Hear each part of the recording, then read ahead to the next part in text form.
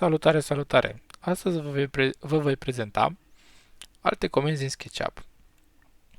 Comenzi care ne ajută să dăm o notă mai artistică a vizualizării produsului finit. Adică, putem să poziționăm camera într-un punct oarecare și se va activa imediat comanda de a privi în jur acest ochișor. Putem să privim stânga, dreapta, sus, jos, iar aceste urme de pași ne ajută să ne mișcăm punctul de observație foarte, foarte lent. Nu știu în ce situație ne poate ajuta, eu nu prea am folosit aceste comenzi. În schimb, am folosit comanda pentru a crea secțiuni. Apăsând click pe ea pe toolbar și ne apare acest pătrat, care în funcție de axa spre care facem secțiunea, se schimbă culoarea.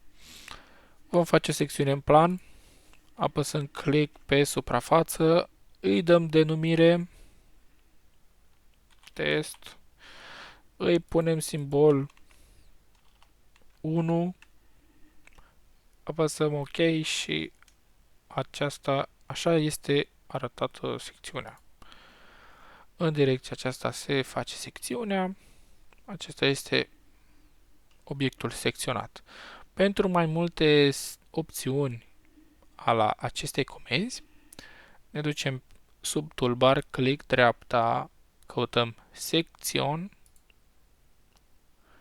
dăm click și ne apare această mică căsuță, depinde, vedeți unde va apare fiecăruia.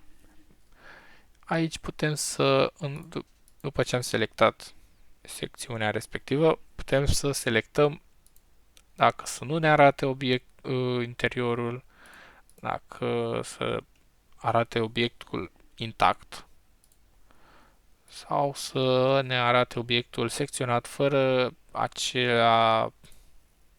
aceste semne. Putem să avem și mai multe secțiuni simultan.